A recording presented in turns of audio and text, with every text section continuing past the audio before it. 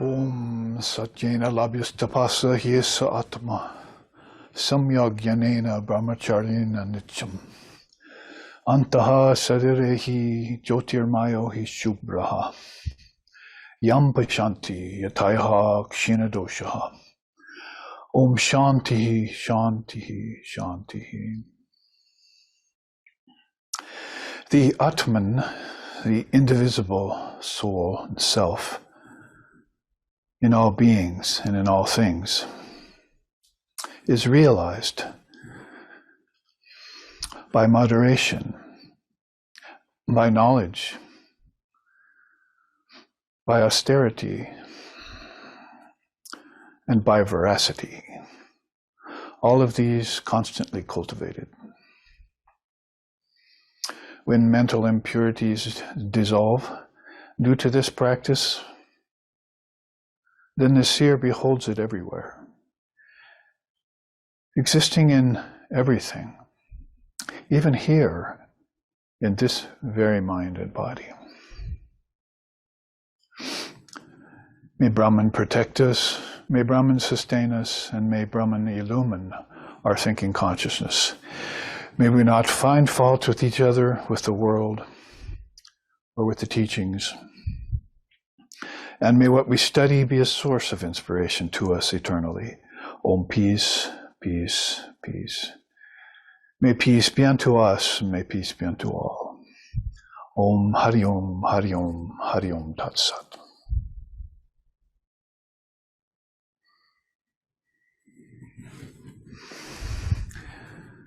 Here on New Year's Day, which it also has the distinction in our tradition of being the Kalpataru Day, that day when Sri Ramakrishna blessed all the householders with that beautiful saying, Chaitanya Ho, may your consciousness be awakened. We gather for what's going to be a month of Sundays, and 5 Sundays because January holds 5 this year. And so we are beginning into a subject that's very serious and is going to help qualify us for understanding Sanatana Dharma, sometimes it's called, or the eternal religion of Mother India.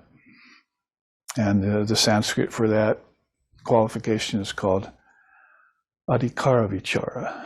And you probably have heard of Atma Vichara. I would say if I were to put things in order, Adikara Vichara would come first. And then, as I was teaching some weeks ago here in this very room of the ashram here on the big island of Hawaii, that there are 3 phases to Atma Vichara. That inquiry, first to find out what you're not, then to find out who you are, and then to affirm and live in that realization.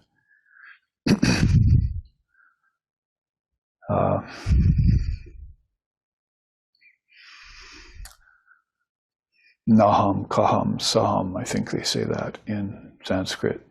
So possibly before any of that happens for the serious disciple or aspirant or seeker of truth, through the combination of religion and philosophy that Divine Mother bequeaths to us and which Mother India grants to us in so many beautiful darshanas or pathways. Before any of that takes place, then, at least in the old days, we heard, and we are to think still, that devotees had to qualify themselves before they even approached the Guru. Now it's just a question comes up, or maybe somebody sees someone else with a guru, or hears about a guru coming to town. Oh, I think I'll go, maybe I'll find my guru. Someone actually wrote that to me in a chat email the other day. It says, oh, I see that you're a guru in the Sanatana Dharma tradition. This was a Hindu person writing. I said, yes, as it were, if you will. And he said, yeah, I'm still waiting for my guru to appear in front of me. So I thought, when has God ever appeared to anyone in except in a very rare occasion, when these criterion have been satisfied, like listed under longing. We were looking at that God blog yesterday at the Saturday events. And we found out that such things as holy company and the development of discrimination between the real and the unreal, and chanting the names of the Lord, mantra, a whole list of things that could be filed under 3 or 4 yogas or more, were listed there under that need to have them before one even approached the Guru. Sort of in the tradition of Sri Krishna in the Bhagavad Gita, saying that the qualified student approaches the Guru through humility and prostration, and then questioning, service and questioning. And so all of the great teachers have come forth and talked about this qualification that's necessary as one approaches the teachers who should be authentic. They should have the 4 qualifications. And they too have gone through a regimen of seeking and learning, studying and realizing in the traditional way in India. Another word, or several words to use for Sanatana Dharma, would be Sat Darshana. It's called Sat Darshana. Basically, when you take Vedanta, Yoga, and Sankhya and put them together, that combination of great darshanas is called Sat Darshana. And it's the way to truth, Sat, and it combines 3 of these great pathways: Sankhya Yoga, Patanjali Yoga, and Vedanta, the Upanishads. So all of those great teachings got together, and those great teachers would be Lord Kapila, Lord Patanjali, and Lord Vedavyas through this sweep of time. The long efflux of time that Krishna mentions, where Dharma falls and has to rise again with the coming of a great soul. This isn't anything to worry about or to fear, because they also know that this wave that falls will also rise again many times, because it's based on the eternal ocean of consciousness that's been espied and affirmed by realized souls of a path that's pathless, that is non-duality, or the Advaita Vedanta of India. We'll look at that today and some of the concomitants that fall under its heading, as if there were this great umbrella called non-duality, and then under fall all of these other pathways that are qualified and that are dual, and that are based in wisdom, that are based in devotion, and are all underlying all of that would be practice, yoga, basically. So this is why you take deification that happens in Tantra and you subject it to the practice that happens in yoga. And then you arrive at the realization that occurs in Vedanta. And if you were so committed and devoted to go the distance from Gatam to Paragatam, as Lord Buddha said, then you would arrive at that non-dual realization. So some preamble words that come to my mind before I begin to enter into a month of 5 Sundays with this subject, Adikara, Vichara. It really needs to happen now. And in the old days, I was about to say it, it was there when you approached a teacher, because your parents taught it to you. We don't have that luxury or that boon in this day and age in the West, particularly. And I hear from modern day savants and seers in India that they don't have that luxury that much anymore in India even. And that is all not that common either in Tibet and China, where the parents know the Dharma, whatever name you would call it, ethics or morality in the Western countries. And they're all clarified by teachings, by Atmagyan, teachings on the eternal nature of the self, or the identity of the apparently individualized self with the Supreme Self, so that the soul comes to know it's not an individual only, it's indivisible always. So starting off with some qualification then is extra wise in this day and age. We're going to need to look into this over the next month of Sundays. I've taught from the main chart that we've used before. I've used it on several retreats, and we'll use it in this way, maybe in a little different way than we have in the past, but nevertheless help us recall the depth and profundity that belongs to these pathways, these ancient eternal pathways. We call them both ancient and eternal, Sanatana Dharma. In India, well known for its religion and its philosophy, but better known for the fact that they never sundered religion apart from philosophy. They always saw these pathways as being unified, sahaja, in a natural way. Sahaja Tantra Siddhanta, they concluded that all of these paths flow out of the divine, and they flow into the external manifestation of the divine in beings and in things, as I just chanted. Satchena Labhyastapasa, that truth of the Atman is everywhere. It's in living beings and it's in things too.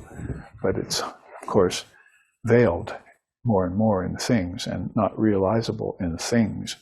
But in the human being, it's realizable. And it's in its most sentient form. If we're to listen to Swami Vivekananda when he says that the human being is not sinful at all by nature, it's pure and perfect and divine by nature.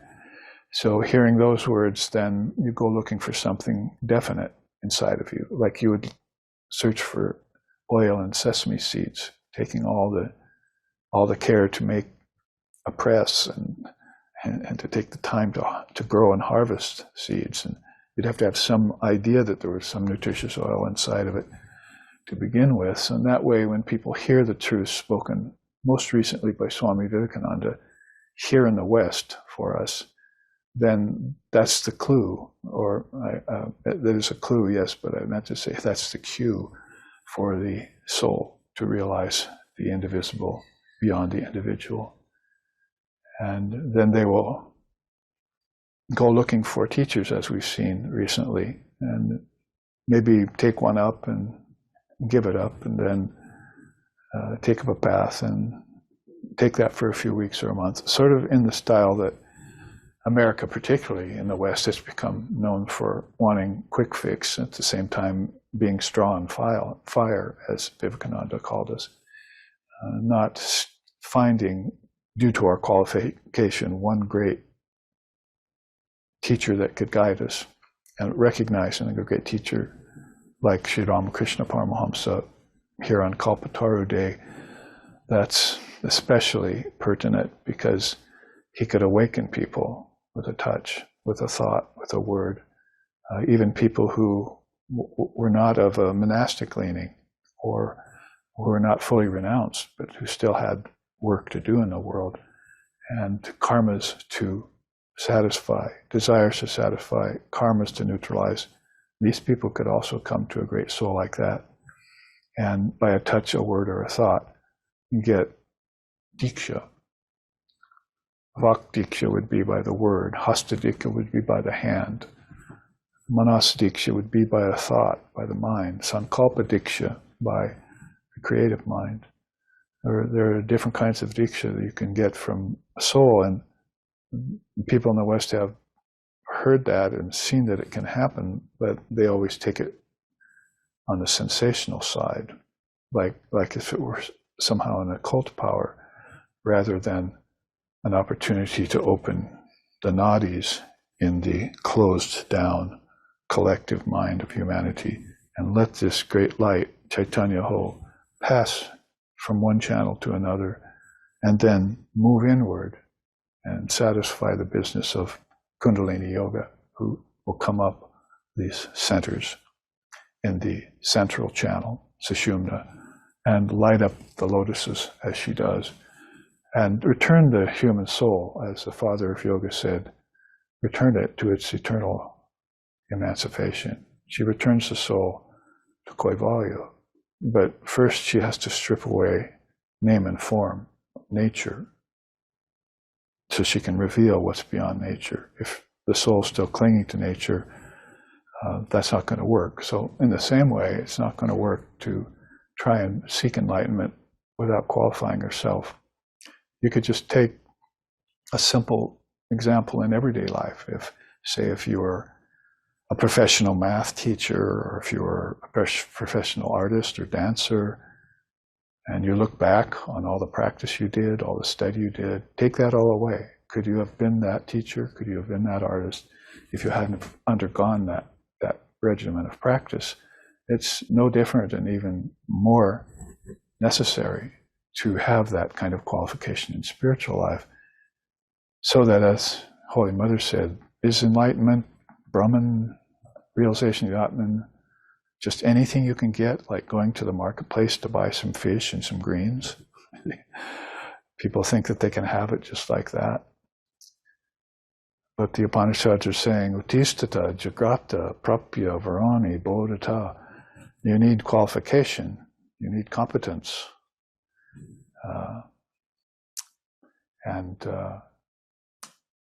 That because you're about to set out and walk the razor's edge of spiritual life to the ultimate goal. All the things you did down here in secular life and in earthly life and in worldly life and even in misguided life were inadequate to the task of qualifying you to recognize, number one, the path, number two, the Lord in human form, which means an avatar or your guru. So here in Kalpataru Day, we recognize Sri Ramakrishna as that avatara vadishtaya, consisting of the best of the makeup of all the avatars that have come before him. I'll read a little bit about that as we get going. So this introduces the subject adequately, I hope, about Adikara Vichara. You analyze Vichara, after you hear the words of these great souls. So you would read the Gita and then you would never read it again. I've heard that before. I read the Gita once in my life back when I was young, but did you ever study it with a teacher would be the next question to ask if you were the guru and asking a student, or the next question to ask yourself if you were seeking serious qualification. Did you read it? Then when you read it, did you have the tools necessary on hand to do your contemplation on each of the slokas and ferret out the sesame oil from each of those seeds, those seed words that are in all the slokas of the Bhagavad Gita? Because nahi gyanena sadrishyam pavitramiha vidyate, Krishna says, it's the best of all purifiers is knowledge. So if you're going to go about purifying the mind so that it can recognize the ever pure Atman that's always manifesting through the great souls, then you yourself are going to have to become a jeweler, as Sri Ramakrishna said, and learn to assess the value of the diamond. So that will happen both in terms of the best path to take and the best teacher to help guide you along that path. At the same time, keeping in mind that it could be a razor's edge path you're walking. So before I start into a second preamble, which I want to do all the time because I feel like qualification needs to be qualified. Basically, you can't hear this enough in today's day and age. Even if you're 10 or 20, 30 or 20 or 30 years along your path, maybe you never did that Atma Vichara. Maybe you never did that Adikara Vichara. You never attained a qualification deep enough to help you understand the deepest meaning of the scriptures, and you're 20 years into your path and you're still following it, but you never did the qualification necessary to understand the depths of it and the profundity of it, and then learn how to utilize it to gain Kaivalya or Samadhi or a Sampragyata or Satori or Nirbija, the ultimate Samadhi that these souls have had, which make them qualified to share these teachings with us. Well, if I were to look at, and I did, as you can see by this next chart, if I were to look at the necessities for qualifying yourself for Sanatana Dharma in this day and age, then this would be, on my left, on your right, would be a chart that would show you some of those. I titled it Qualification is King in Authentic Spiritual Life and Practice. So again, authentic is a key word there. I said if you really want to get serious about the path and understand it deeply, hopefully on your first pass, because the Father of Yoga has told us that some of the there's 2 spiritual impediments called antarayas in yoga. And one of them is that you keep making 1 step forward, 2 step back kind of progress. And I think it's inferred that this is not, you're not aware that you're falling 2 steps back. You're just patting yourself on the back because you made 1 step forward. But pretty soon you look up and you see the finish line up there. It looks farther away than when you first started on the path. And so how did that happen? See, so it's necessary to make advancement and to cover that ground and to claim it for yourself. And any hiker would know that. They'd make a certain day's progress, and that would be under their belt, and they know that they're that much closer to their destination. That's rather how you have to look at this path, spiritual path. And another way you have to look at it is that it's mental. It's not physical. You can do everything you want physically, and you can get no closer to the goal spiritually. The seers of spirituality have affirmed that for us, not by hundreds and thousands of breathing exercises, not by millions of asanas, and not by progeny or earning millions of dollars or any of those things can you gain enlightenment. Those are the things that you're going to have to overcome in order to attain enlightenment. And so that makes detachment from the world, renunciation of the world if you're of a monastic leaning or if you're of a serious solo seeker. And that makes those all the more necessary. So that authentic spiritual life that you want to make sure that it's ongoing and that you're checking it constantly. It helps to have a teacher in that way. It's not like, I took my teacher and then I got pushed out of the nest. That doesn't really ever happen with the true guru and disciple. They have that eternal connection between them. That's the eternal companion you're talking about. And that's the Father of all beings, including the Father of the gods that you're talking about. And that's not a bridge that you're going to want to burn if you have even the littlest, tiniest bit of wisdom about the nature of enlightenment and attainment and qualification. So I wanted to comment on that first, but let's read this quote because it gets us into a reading of Swami Vivekananda about Adikara Vichara. So the quote here is, "The competency of the spiritually initiated aspirant is crucial for the determination of its true significance." So true significance of what your competence, your level of competence is. When you enter the path, when you become a beginning aspirant, when you move along it, and when you become more adept, and when you become advanced, All of these things are something to be studied and measured, not from any place of pride or egotism, as Holy Mother would warn us, but from the standpoint of just keeping track of the forward progress that you're making, so that you're not stagnating, or you're not caught in rajas, like Krishna says, circling in one place all the time, having an enjoyable life, thinking everything's fine, and then all of a sudden a fall into tamas or slothfulness or destruction and decay and death comes. So this is this true significance of measuring this competency. So that's a good word, competency in English for Adikara Vichara.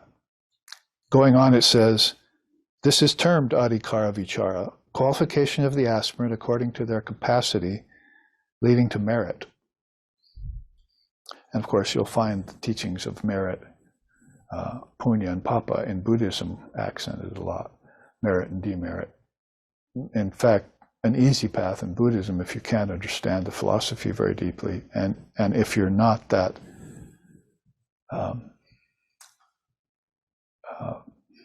influenced or called to practice a lot, would be just to quit doing demerits, acts that cause demerit, and always do acts that bring merit about.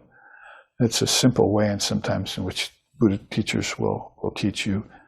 So if you can't make a lot of determination about your competency, as we just said, then you can be very sure that you're not adding more negativity, more weights, more negative karma to your path in this lifetime by leaving off, that is, negative actions. Anything that causes suffering to others, for instance, would be one way of saying it. If you looked at yoga right away, your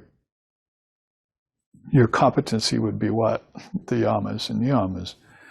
That would be your measure in yoga. We could look at that when we get there briefly. Why? Because right away you've got non-violence, then you've got truthfulness, and then you've got the non-coveting of other people's goods or property. Can you apply that to this world today? That people are being honest and truthful with each other, governments, cultures, families? Are they nonviolent with one another in thought, word, and deed? And are they not interested in each other's possessions? Or are they actually jealous when they see that you have something they don't have, and they secretly want it for themselves? All of these things are a kind of natural qualification in yoga that Father of Yoga put forward first. Do you have sacham? Do you have asteya? And do you have ahimsa? And then maybe after that, look towards what I just chanted. Satjena labhistapasa hyesa atma samyak jnanena, knowledge. Brahmacharyena, moderation in appetites. Nityam, always. Eternally you should have these things. So I'm quoting from Vedanta. Then before that I quoted from Yoga. Father of Vedanta, Father of Yoga, Vedavyas, Patanjali. And you can see how their path, their way that they want you to follow, explains these very well. So that's something about merit and demerit. One simple thing a practitioner can do is just refrain from negative actions, violent thoughts or covetous thoughts, because basically I'm saying this is a mental path. It's physical has a part in it, but it's not the part that gives you attainment. You can't give up food and fast and get spiritual enlightenment. Even Buddha found that out, and other great souls found that out. You need vital energy in your body to get enlightenment. You need strength, and that's going to take food. And so you're going to have to look at Krishna's teaching of balanced sattvic food in the Gita and make sure you take only that and don't take the other. So isn't that what I'm saying here? It's demerit to take food that isn't pure. What part of that didn't you connect? That you could all of a sudden say, "Oh, I'm not going to do negative actions anymore," and then all of a sudden partake in tamasic food. You belied the truth, and you betrayed your path, your vows that you took yesterday when you do that. So that's how exacting, yes, sometimes exasperating too, I was thinking, but how exacting and how straight and narrow this razor's edge path is compared to all other paths you might take in the world to gain something. So we could dwell on merit and demerit. There's a chart on that, but that's enough to say for now. Just leave off doing demerit in all ways that you possibly can. And one rule of thumb on the opposite side of what I just said, violence and covetousness and all that, is make sure that everything you do and think and say is not a source of suffering to anyone. That's how Holy Mother put it to us in this recent time. If you can do that, then you are practicing the path of merit. And finally, the quote says, the sages and seers deem it essential for Vaidika and Tantrika discipline and studies. What do they deem essential? This qualification that you need, which we're about to look into. Now, it didn't take me long when I came upon this quote in the Sadhana Shastras, and when I came upon some of its echoes in some of the other darshanas, because I was well into my spiritual path, many decades in, to come up with this list. I said, well, how many darshans have I been teaching, and how many did I get transmitted to me, and how connected they are? Can I think of a number of them and then put the main bullet points there? So I did. I sat down, I just started plugging away at all the things I thought were most important if you were following one of these darshanas, because it's probably best, as both Kapila and Patanjali said, get one path and follow it to the end with a good guru. Then you can think of branching out, or then maybe you're not thinking of branching out at all. It'll just happen to you spontaneously, as it did to Sri Ramakrishna, and as it did to our founder here, Lex Hickson, SRV Associations, when he took to 4 or 5 different darshanas after he had grounded himself in the Advaita Vedanta of Gaudapada and the Vaidika Tantrika school, I'd say, of Sri Ramakrishna Paramahamsa. So this won't take long and should be not only gentle, it should also be elucidating. That first thing in Vedanta, if we go down the left-hand column, is you want sadhana chatushthaya. You want to do a practice. So a mental practice in Vedanta is much different than a physical practice in physical yoga or in some other paths you might take, like ritualism and so forth. They all, as I say, have their place.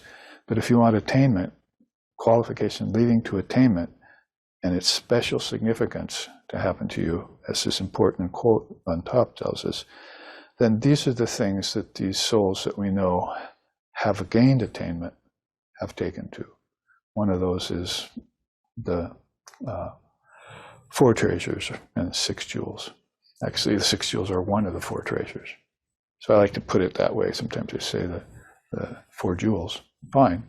But basically, Satsampati means basically you've got jewels there. Sama, Dhamma, Upariti, Titiksha, Samadhana, and Shraddha, aren't they? 6 of them. So those form the 3rd treasure of sadhana practice.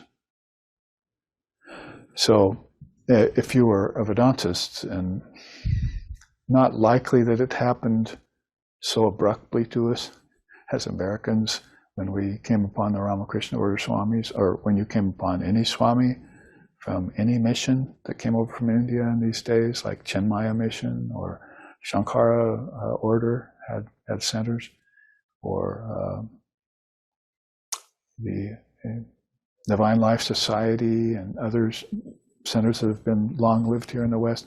Not likely that that many of them were looking into the Vedanta darshana of old and telling you what was in it. You probably got the mantra, and depending on your temperament, maybe you started chanting and dancing, or maybe you heard, if you're studious, go read the Gita, or pick up the gospel from Krishna. It's got everything in it from soup to nuts. I heard one great, so-called great teacher say that. So, since that's not the case, then, if you were looking into deeper qualification in Vedanta and you're really interested in that path, and I'll show you in a minute how its competition, if you want to put it that way, all became outlived and merged into the one. Those 5 or 6 darshanas, you see, they all went like this, if you want a mudra for it. These 5 are all behind Vedanta. Vedanta is the long-lived darshana of India.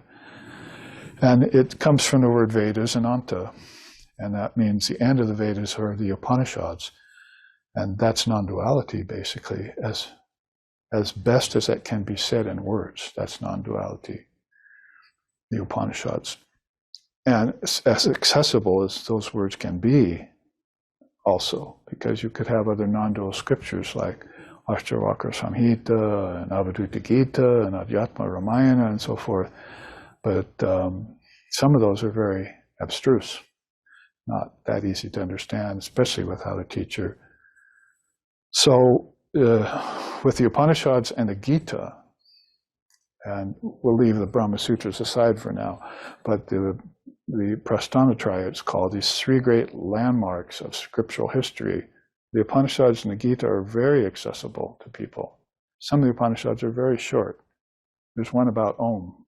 If you want to know about the word right away, the deepest part of the word, you go to the Mandukya Upanishad and read 12 shlokas, and then you read the commentary of Gaudapada later, and that's how you qualify yourself to know what the word really signifies. People are walking around with Om in their t-shirts. In the 60s, I saw blacklight Oms on people's walls. I heard people say, "Hey man, do you know what Om means?" And none of them did. Nobody had any teachings on Om. It was all an attraction to esotericism, or it was an attraction to occult powers, or it was just sensational for the sake of the ego, that they wanted to have something out of a different language to impress you with. And it didn't take us long to see that, and it didn't take us long after we saw it to find a teacher for the word, and then find out its real significance. So basically, that's what you're going to want to look for, is something of great merit, as we just talked about. So you're going to want those 4 treasures and the 6 jewels that are in them: discrimination, detachment, the 6 I just said, and the desire to be free. If you can implement all the first 3, which actually is 8, 6 plus 2, and then put the last one in place, you'll probably have a sincere desire for liberation at that time. But if you just go to somebody and say, "I want to be free, I want to be free," and can you tell me how to be free? How are they going to explain how to get free? Because you haven't followed the tradition and qualified yourself in it. So, and maybe 2 days later, you're going to say, "Well, I decided I don't want to be free. I just found a job, just found a mate. I just found an object I like, Or like a couple of people I know, I just almost drowned out there in those waves today.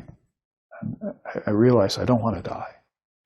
But 2 days ago, they were depressed and telling me they wanted to commit suicide. Well, why didn't you just let yourself go on the waves? Not a bad way to die. But no, when it comes down to facing death off, nobody wants to die. And it's not like we want to equate death, realization with death, but it is the death of all things that impede you from non-dual realization. They're going to have to not die as far as death and decay and go away forever. They're going to have to dissolve back into the source from which they came. And those are prime teachings in both yoga and Vedanta, and in Tantra too, is that you dissolve things back into their source. That's death. That's what most people call death. Because they're so attached to the form that if you dissolve anything they like, an object, their bodies, their children, whatever, they think that's it, game over. And they don't have the wherewithal yet, due to lack of qualification, to know that everything is just returning to its source. And then it's coming out again. That's why they use the ocean as an analogy for that. Can hardly find a better example of that than the ocean's waves falling and rising. Oh, there, oh, but it's gone. Oh, here it came back. And it just goes on and on like that, you see. And that's the same way with beings, living beings. Human being, today it is, tomorrow it is not. Who said that? That's our Holy Mother, Shisharda Devi, the great mother of the universe, the manifestation of Mother Kali in this age. Human being, today it is, tomorrow it is not. And then she followed that up by saying, nothing follows you into death except karma. So you want to make sure that when you dissolve this body and everything, that you don't have karma with objects still, that you'll drag that along with you when you should be free. A mongoose can't climb up a wall to its hole if there's a brick tied to its tail, as Sri Ramakrishna said. So yes, you'd think that, oh, I can pass and just get free and it's going to be so beautiful. And even heaven will be beautiful. But the ancestors are not having a beautiful time there when they're pulled back to earth and have to face the 6 transformations again. And you're one of them and they're one of you. And you're all caught here in this samsara again, against your will, because heaven was fine with you for now, but now you find yourself back on this mixture of heaven and hell. Say peace to all, to me, no violence be, no harm be, from the highest to the lowest. As Vivekananda said, paraphrasing him, all earths, all heavens, all hells, all hopes and fears, I do renounce. I give them up. Thus cut thy bonds. So sadhana chatushtai would be the go-to move for qualification in Vedanta. I wouldn't say it exhausts everything, though, because there you have this knowledge of how to explain the appearance of the Purastika body. That's called Panchakosha. See, so basically you've got this 8-fold body, or 5-fold sheaths, or 24 cosmic principles, or 32 cosmic principles. It's been a teaching that's been very long-lived in India, and it's moved through many darshanas, both Vedic and Tantric. And so the Panchakosha is probably the easiest and quickest move to make to explain how your body is here. And it takes your body and puts it into 5, basically. And from that 5, you should be able to condense it down to 3, my gross body, my subtle body, and my causal body. And when you do that, you know the difference between body, internal mind, and deep sleep. That is formlessness. And so, I mean, if you've practiced these and heard these from teachers and then gone to study them in scriptures, spent 10, 20, 30 years with them, these are realizations you have. They're not just knowledge anymore. Oh, that person's very knowledgeable. Someone said that to Swami Vivekananda once in Chicago. Oh, we admire you so much because you have so much knowledge. And he told him, that's because you're a fool, and so am I. You think that knowledge, well, the knowledge that you have will do it. But this qualified wisdom, that is, this wisdom that you've qualified yourself for, settles in as realization to you. You could no easier get rid of it than you could live without the nutrients from food in your body. It's just a part of you. So Panchakosha means really your physical body, your vital body, prana, life force, your mental body, your mind, your intellectual body, your intelligence or your intellect, and your ego body, that individual self body. Those 5 are called Panchakosha. There's nothing anywhere in the world, in all the religions, that lays it out like that for you, so that you can say what? I'm none of them. I'm not that. or I'm all this. That's how you get to all this, by saying not that, not that. It's called meti neti to iti iti.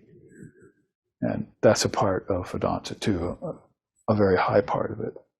Keeping moving here, we've got the 4 yogas in Vedanta that are brought out. Yes, we're going to take them for Vedanta, you see, because Patanjali has one yoga. That's the 8 limb. That's Raja Yoga. So that's one of those 4. But basically, and Sri Krishna mentions the 4 yogas in the Bhagavad Gita, calls them Chatur Jasya, the 4 paths, the 4 paths, great paths. But in Vedanta in this day and age, now we have Vivekananda has put out those books of the 4 yogas, Jnanam, Bhakti Yoga, Karma Yoga, and Raja Yoga, his commentary on Patanjali's system.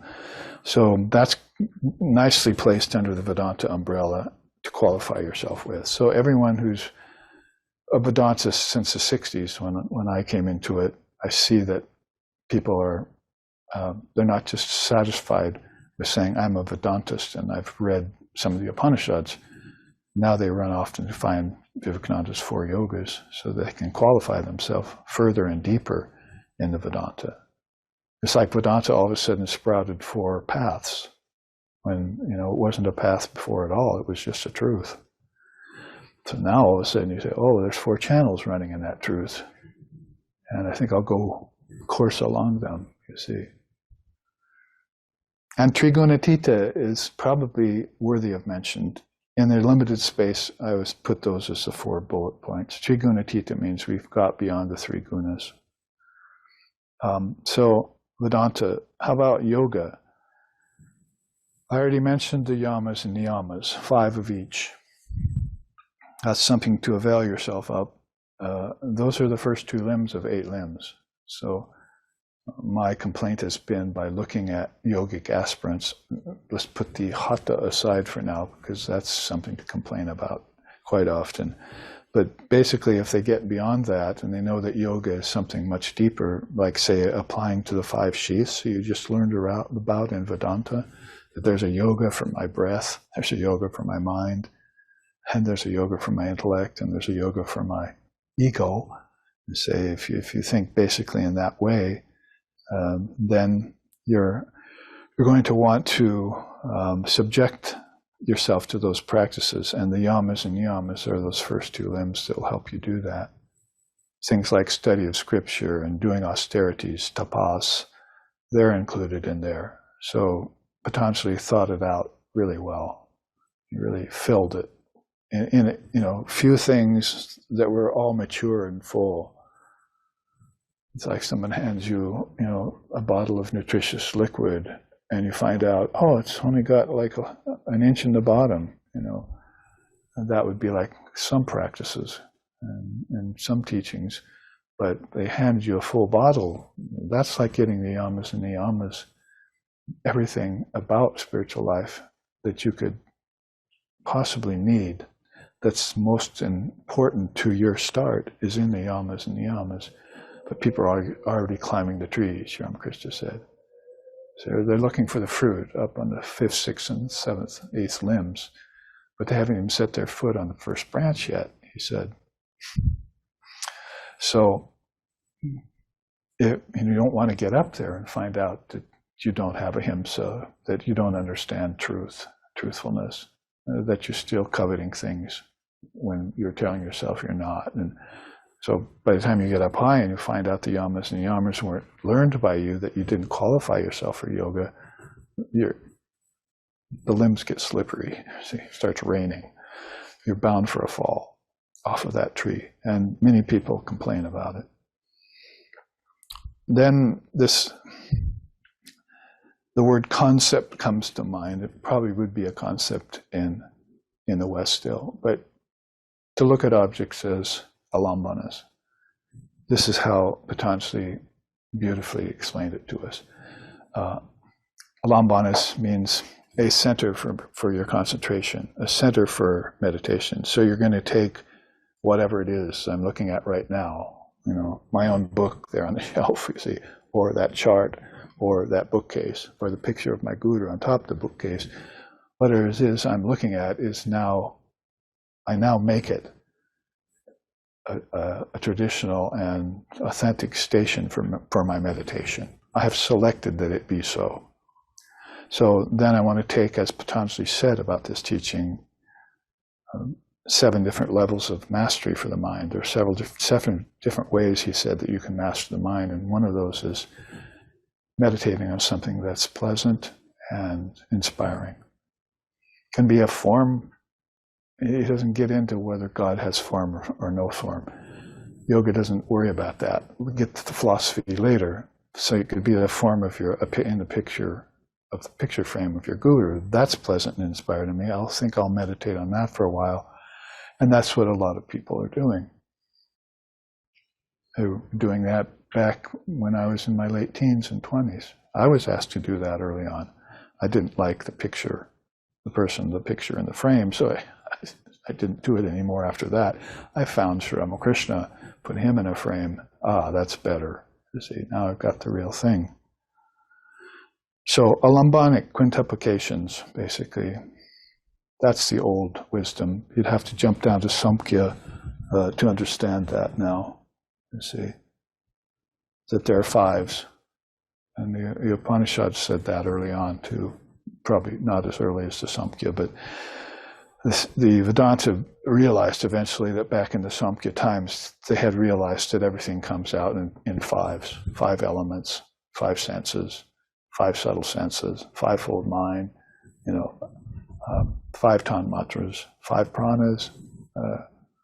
You could just look at all sorts of 5s until it became so certain that was the way consciousness got into a form, that God gave you a human body with 5 fingers so you wouldn't forget it.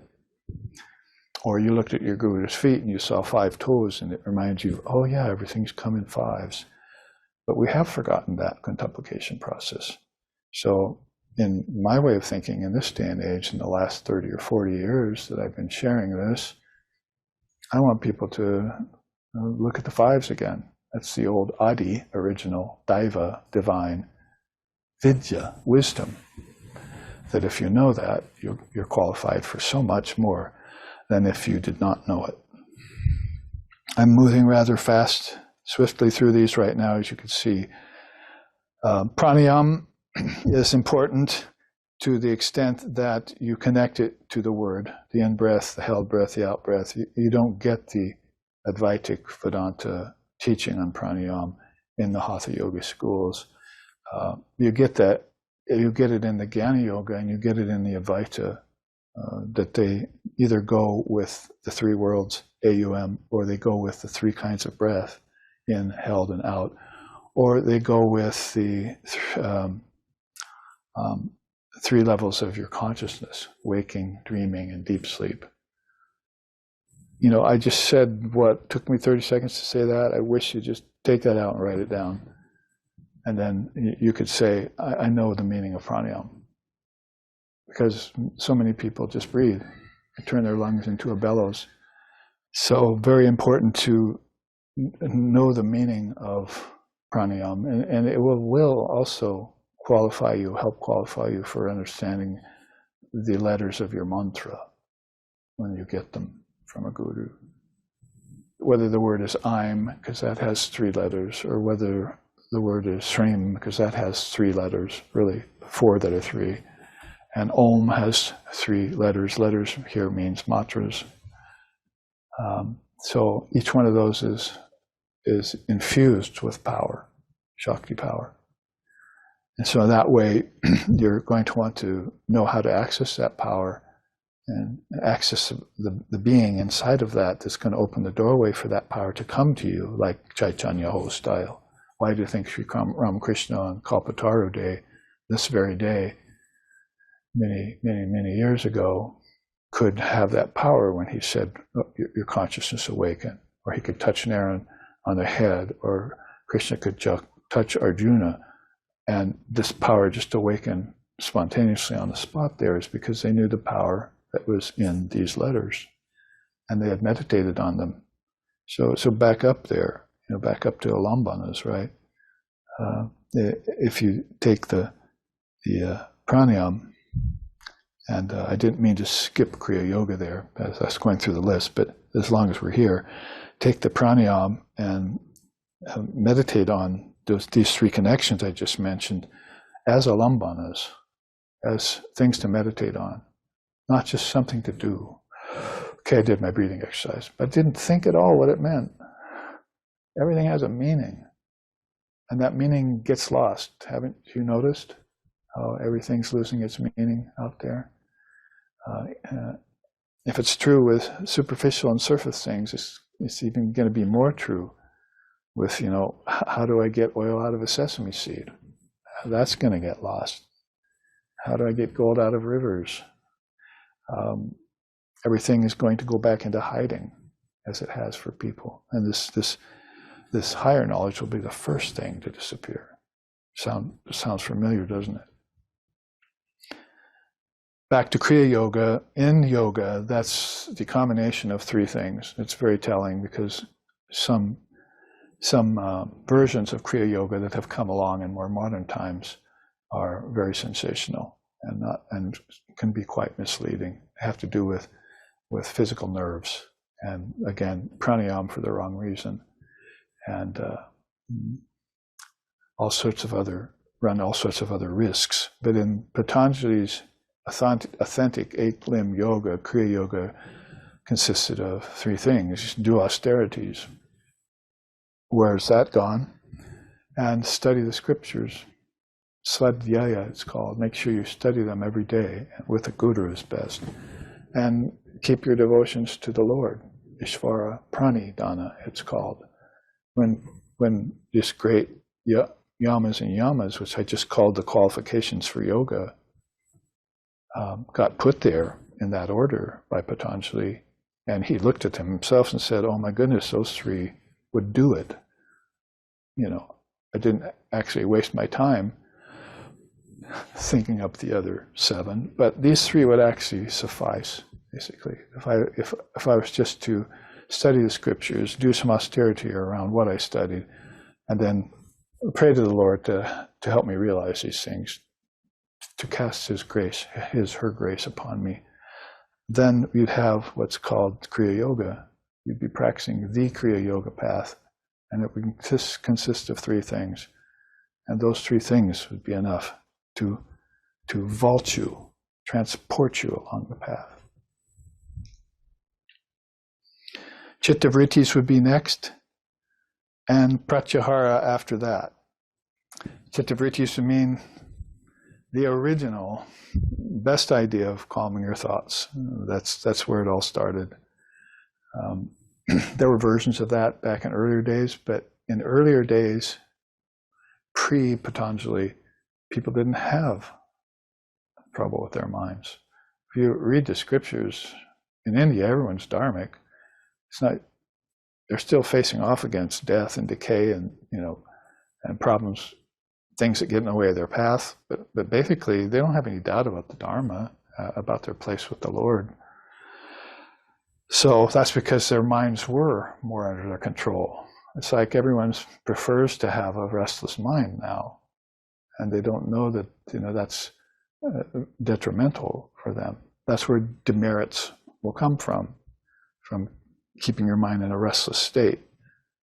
It's just like a magnet attracts iron filings. So those negativities will come running to the mind that's not balanced. So chittavrittis, vibrations of thought, was a great move on Patanjali's at about maybe 180 AD or so, because we know that he loved Buddha's system. So some of the things in Patanjali Yoga sound a lot smack of Buddhism. So we know that he probably, in that particular incarnation, came forward and authored or composed this 8-limbed yoga. Before that, we knew that there were the 4 yogas, and Krishna had mentioned them and all that, but he was fashioning this into a tree for this time, a great tree that could be climbed and has 8 main limbs.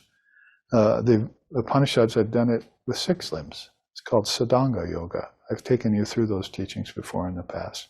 So Chaturdasya Yoga back in Krishna's time, all of a sudden Sadanga Yoga in the time of the Upanishads, and then Patanjali comes along and gives you 8-limbed yoga. And with that, then you can calm the chitta vrittis of your mind. It's actually said this yoga is for doing that. So this yoga is for restless minds.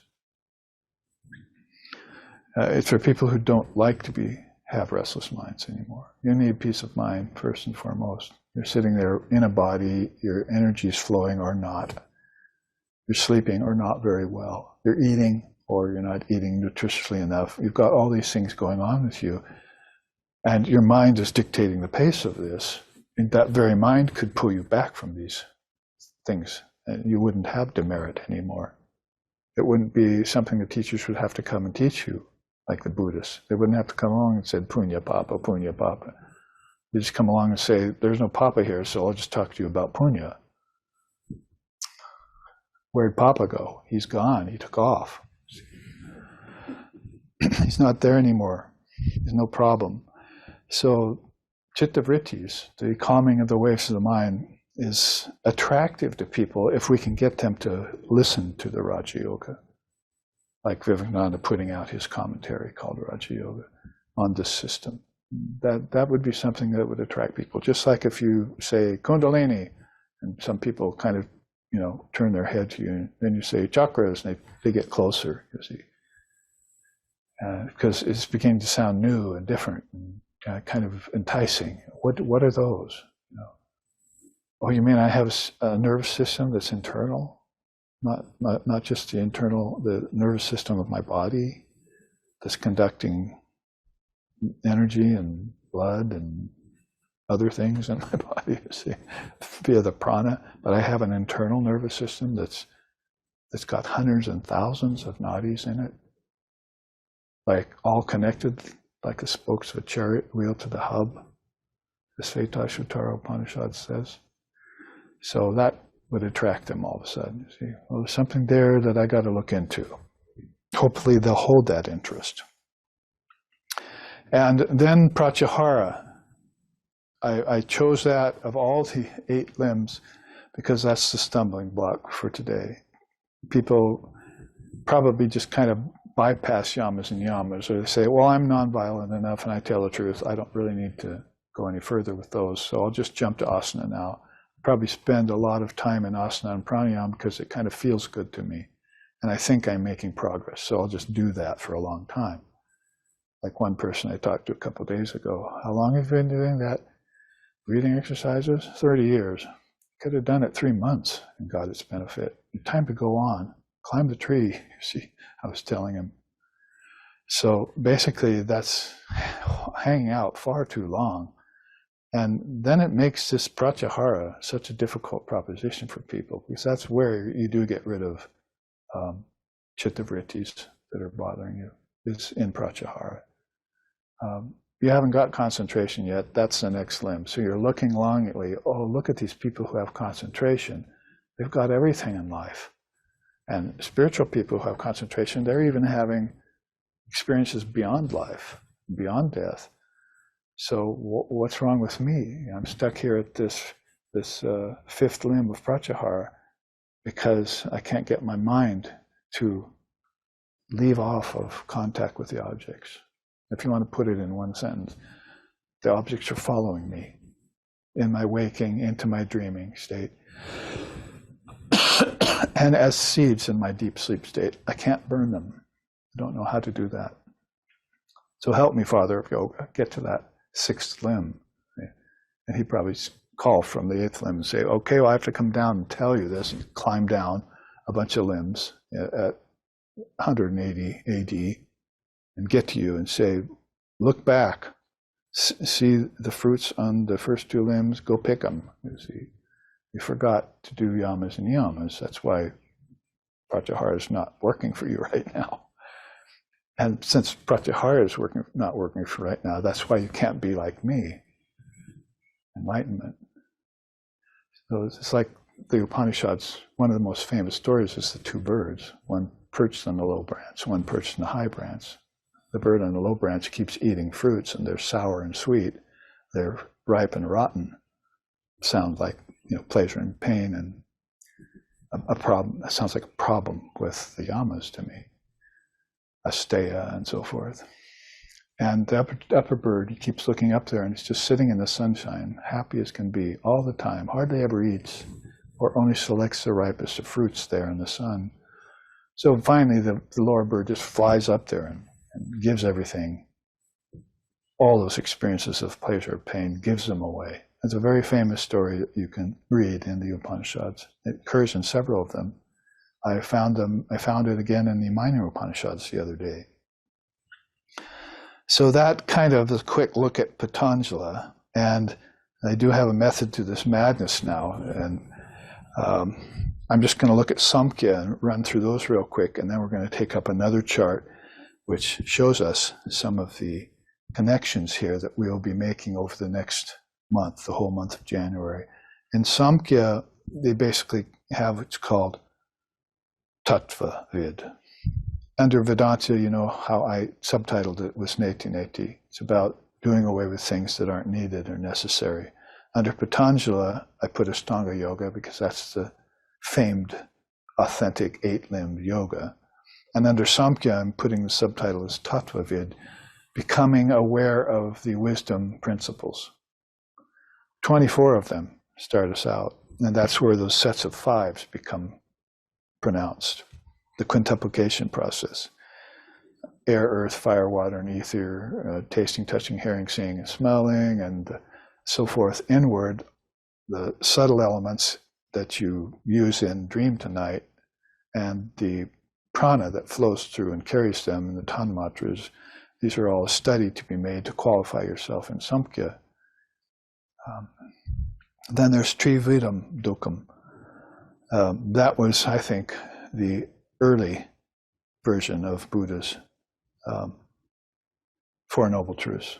Like, there is suffering. Trividam Dukkam is just much the same like that. And actually, Kapila was born in Kapilavastu, is the birthplace of Kapila, and that's where Buddha was born many centuries later, probably millennia later. So the connection between Samkhya Yoga of Kapila and Buddhism of Buddha is almost undeniable. It might as well be the same soul. So coming back in a later age, in a later yuga, there's Lord Buddha coming up with the 37 limbs of enlightenment, which back in Samkhya times was the 24 cosmic principles with a few things added on to it, and Shaivism adding on to that with 36 spandas or tattvas onto the Samkhya system. So this original system of 24 cosmic principles and the Trividam Dukkam, I can't think of anything that's probably more missing and also more necessary and more needed to help you qualify yourself for understanding yoga and Vedanta. So these are called Sat Darshana, these three. Might as well be called Sat Darshana. These are the 3 darshanas that are the standard ones. I'll show you that more about that in a minute. The 10 tenets of Samkhya Yoga, I can show you a chart on that later this month. The 9 complacencies and the 8 great accomplishments, those all fall into teachings of Samkhya Yoga. So we will come back to this chart, and we will look at it in terms of seeing how we would qualify ourselves in these other very fascinating darshanas.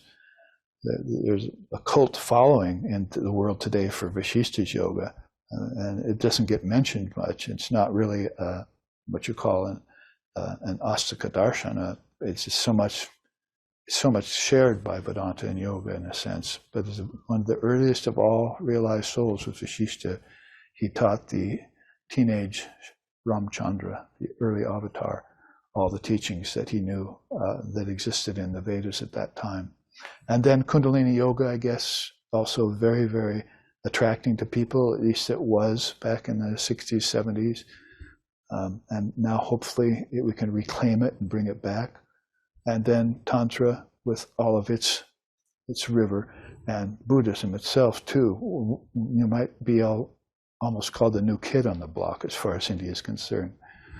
But since we're talking about Tantra and Vedanta, let's look here. Actually, I've got it up already. And we can see how these have been two great rivers flowing constantly throughout the time span of India, which of course is cyclic. One of Buddha's great teachings was everything comes and goes in cycles. And to get free means to get off those cycles. Get the soul out of rounds of birth and death, for instance, or out of samsara, out of life's of birth, life, and death with the ancestors, out of heaven, earth, and hell cycles. You can point to so many cycles that that there are ways for ending. That's Kaivalya, like the cycle of the soul born into nature again and again, Prakriti. So they can finally see, but the Divine Mother comes along, strips nature away and shows it its true face. That's one of the slokas in the sutras, rather, in Patanjali's yoga. He says that. So the beautiful thing, probably one of the foremost things about Tantra and Vedanta, because now we're taking a quicker look at these two, right? Tantra and Vedanta. The reason why they are called these two great rivers, and they help pair up religion and philosophy that never actually got torn apart in India like it did in other countries, or made into professions like it did in other countries. It wasn't something that you made your living by necessarily. You could be a Vedic priest, but it doesn't necessarily mean that you were equipped or qualified to get enlightenment. You were thinking about second birth. You're thinking about being twice born. You're thinking about having children. You're thinking about making money with religion inside the temples, and that's how you made your living, and you were supposed to have guided people that way. And well, we know how that went in India over the last 2,000 years, how it's been criticized by Vivekananda when he saw it in this day and age, when he came back into the body in India at that time. So this Vedic religion and philosophy very well paired up here as two great rivers, and the streams that flow next to each other are Vedic and Tantric. So the quote here says, "Philosophy in India never stands sundered from religion. It is never considered as divested of religious life and living. Further, every system has its own value in its own particular region. The various interpretations of the scriptures are therefore tenable from the standpoint of the various interpretations from the various temperaments and individuals forming different religious sects." So, first point to be made, we see these, I look and I see two rivers, but I don't see two waters.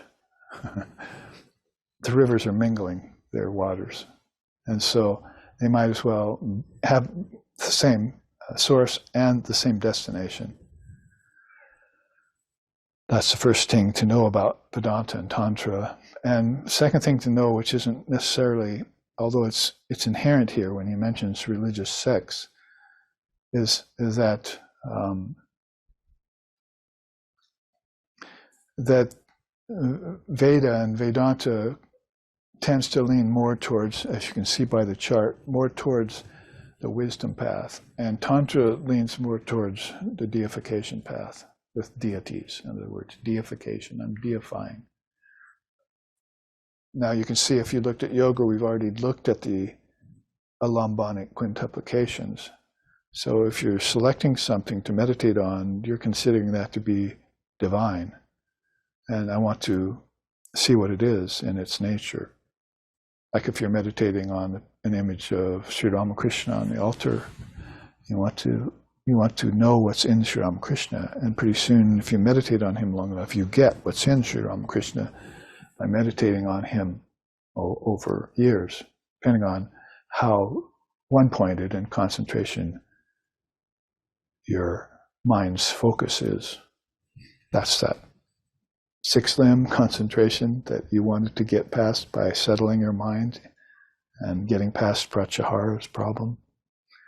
So you could see here, and it may look a little bit complex, but I can divide it for you. The Vedic stream goes off to the left, and it passes. It's really based in non-duality, Advaita. So these earliest seers had these profound realizations that Brahman is one and indivisible, and I am that came second. All the great sayings like Tat Tvamasi, that thou art. So the that Tat means Brahman, and thou is this apparently individualized self called the Jiva or the Jivatman, or if you've realized it, the Atman, or if you see the two as one, it's the Paramatman. You see, so you can call Brahman or Parabrahma and Paramatman the same thing. Paramahamsa comes from that same line of reasoning. So Advaita Vedanta is there at the upper left there with the Om sign on it. Look across to the Tantric stream. It has the Bijam Hrim, and you can see how it leans more towards the sacred two, Dvaita or dualism. So there's where you would immediately qualify yourself by learning about Shiva and Shakti, the two who are one. We like to call them that. And then look in the middle of this circle, this dotted line circle that's connecting the two streams, and you see Vishishta Advaita, qualified non-dualism, and the heading there. These are the three stages of philosophy. So this is what connects all three of these steps, and it also connects. It's also the mutual ingredient or essence of Veda and Tantra. Mutual essence. They all proceed on these three great stages or these three great steps, because in so-called dualism or Tantra, when, like, say, Kundalini Yoga would be leaning more towards a tantric system, so you would be taking the Kundalini up the central channel, inward to these lotuses, in order so that you could meet Shiva at the crown of the head.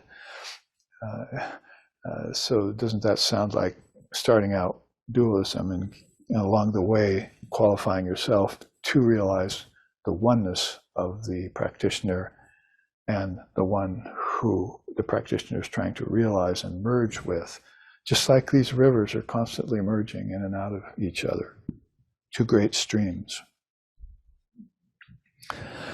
And in some ages you could see these two great streams may be coming towards a confluence of the two just before they meet the ocean. So that's also a sign in times that these two great streams have the same destination for them. And they're always moving towards this oneness. Sometimes they sing about that in the scriptures. Om Indram Mitram Varunam Agni Matarata Jivaha Sapana Gurutman Ekam Satvi Prabhuda Vedantyagnim Yaman Matarishvanamaho.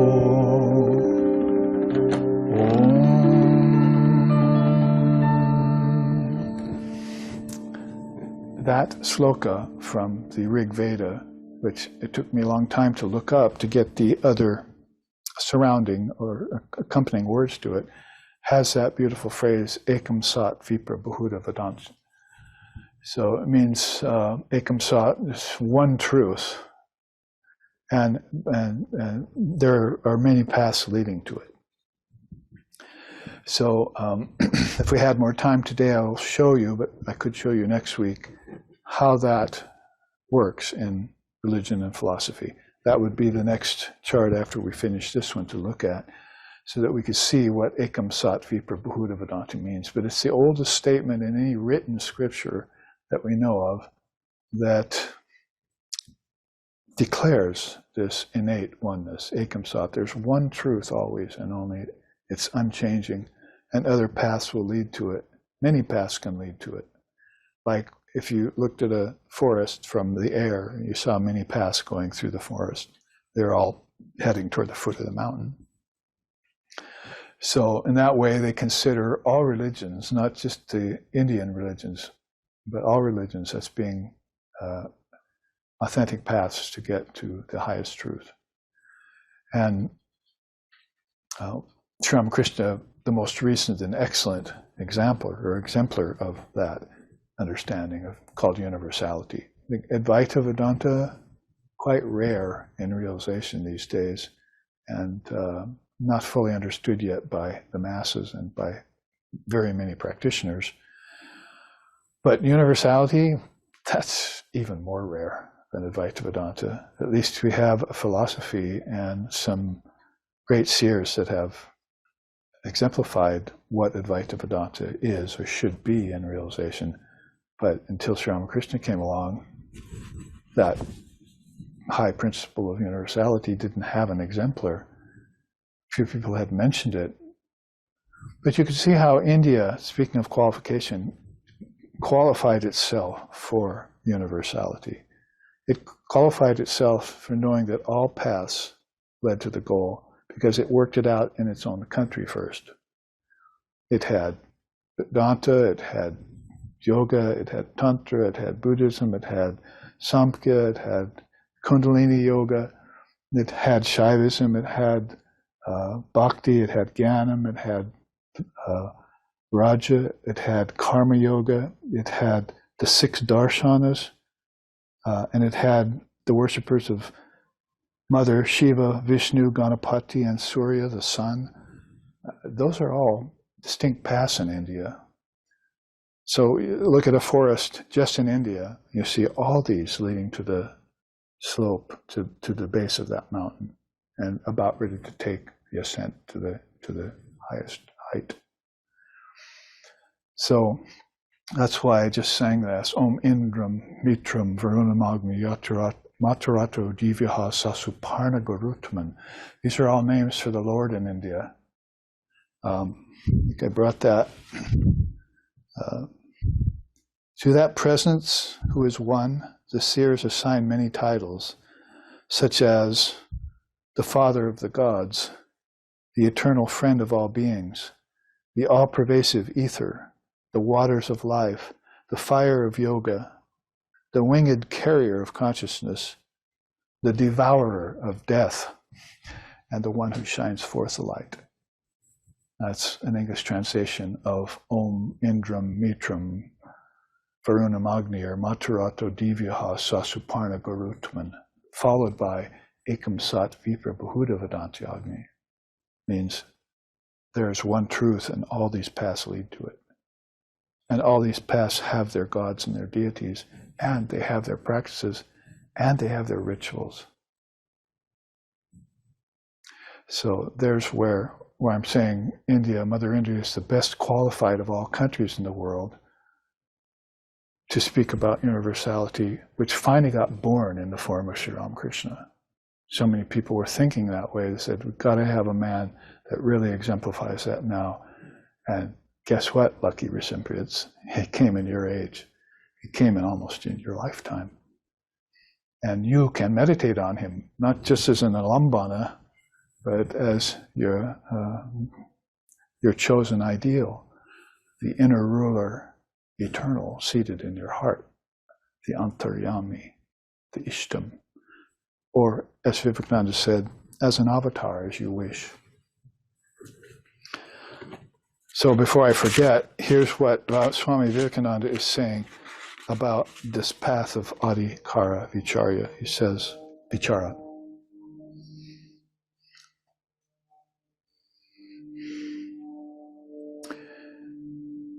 In India, worshipping the Guru is the first duty indicated by the Vedas. It has its good and bad ideas, but you must remember that we are in unique company and that no one among us has a right to force his faith upon the others. Yet, without an unbroken chain of discipleship, nothing can be done. Is enlightenment mere child's play? To have no connection whatsoever, yet to call oneself a disciple, that's idiocy. So if a man refuses to go on in the right way, turn him out. Nothing, I say, can be done for him without the chain of discipleship, that is, the power transmitted from guru to disciple, and from him to his disciple, and so on. I know this because I have been vouchsafed the ideal Shastra. I have seen the ideal man.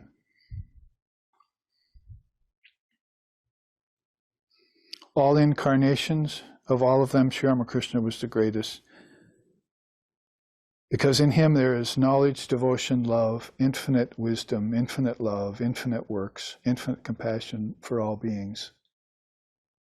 You have not yet been able to understand him. People will come to know him by degrees.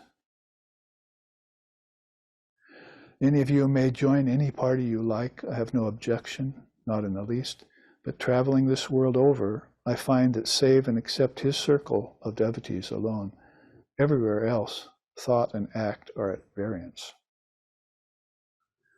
So, and he says in here, every one of his disciples knows how much Sri Ramakrishna loves him. So, of us 5 million and growing, since Sri Ramakrishna passed away in 1886 or so, we all have that deep, sweet love. Very, very grateful to have even a bit of knowledge about him and to know a little bit of who he is. But in context of the class, this first class I've been giving, which is now about to come to an end, we've been looking at how to qualify ourselves in 3 different darshanas by mere mention. I could take a chart on each one of these points. I don't know if there will be a time in 5 charts to do that, 5 weeks to do that.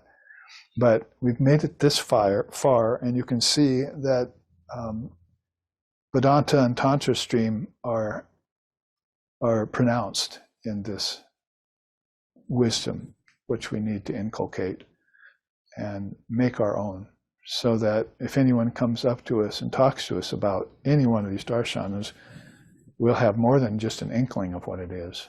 Oh, Kundalini, you mean you're talking about chakras, or you're talking about food or breathing exercises? No, I'm talking about one of these great Indian darshanas that thousands of souls have gotten enlightened, illumined by, because they have heard and they have seen the perfect Shastra and the ideal man. That's the advantage we have today. So let's go here and see more of this as we move on. Om Bhadram Karnebihi Sriniyama Devaha Bhadram Pashema Akshabirya Jatraha Sthiraya Rangaish Tushtuvam Sas Tanuvir Vyashema Devahitam Yadayuhu Swasti na Indra Vidashravaha Swasti na Hapusha Vishwadevaha Swasti na Starksho Rishtanemihi Swasti no Brihaspati Didatu Om Shanti Shanti Shanti. May we see with these eyes what is good and spiritual. May we hear with these ears what is noble and uplifting. And may we, while worshiping the Lord and Mother with healthy minds and bodies, live a life which is beneficial to ourselves and to all other beings. Om peace, peace, peace. Peace be unto us, peace be unto all. Om Hari Om, Hari Om, Hari Om Tat Sat.